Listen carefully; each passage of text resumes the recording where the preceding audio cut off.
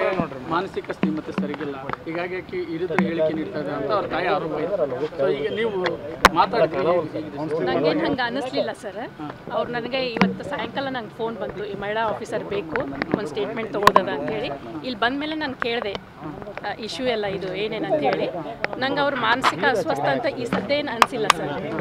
ನಂಗೆ ಆ ರೀತಿ ಏನು ಅನಿಸ್ಲಿಲ್ಲ. ಈಗ ಅವರು ಇನ್ನೂ ಹೇಳ್ತಾ ಸ್ವಲ್ಪ ಕನ್ಫ್ಯೂಷನ್ ಆಗಿ ಅದಾರ ಸರ್. ಇನ್ನೂ ಸ್ವಲ್ಪ ಯೋಚನೆ ಮಾಡ್ತೀನಿ ಅಂತ ಹೇಳ್ತಾ ಇದ್ದಾರೆ.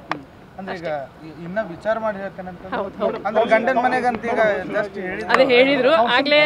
ಅದು ಅಂದ್ರೆ ನಮ್ಮ ಇಲಾಖೆಯಿಂದ ಏನೇನಿದೆ ಫೆಸಿಲಿಟಿ ಅಂತ ನಾ ಹೇಳಿದೆ, ಎಲ್ಲಿ ಹೋಗ್ಬೋದು, ಯಾವ ಥರ ಇದಾವ ಅಂತ ಹೇಳಿ ನಾನು ಯೋಚನೆ ಮಾಡ್ತೀನಿ ಅಂತ ಹೇಳಿದ್ರು ಅವರು.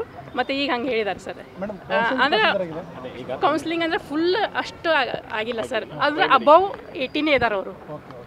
ಅವು ಸ್ವ ಇಚ್ಛೆಯಿಂದ ಅವ್ರು ಆಗ್ಬೋದು. ಹಂಗೆ ಅಗದಿ ಇದು ಇದ್ದರೆ ಮಾನಸಿಕ ಅಸ್ವಸ್ಥ ಹಂಗಿದ್ರೆ ನಾವು ನಮ್ಮ ಇದರಲ್ಲಿ ಕರ್ಕೊಂಡು ಹೋಗಿ ಮಾಡ್ಬೋದು ಸರ್. ಸಡನ್ ಆಗಿ ಕೌನ್ಸಿಲಿಂಗ್ ಹಂಗೆ ಎಲ್ಲ ಇಲ್ಲ ಸರ್. ನಾವು ಮಾತಾಡಲ್ಲ. ಇಲ್ಲಿ ಹೇಳಿಕೆ ಕೊಡೋ ಸಂಬಂಧ ವುಮೆನ್ ಆಫೀಸರ್ ಬೇಕು ಅನ್ನೋದಕ್ಕೆ ನಾನು ಬಂದಿದ್ದೆ ಅಷ್ಟೇ.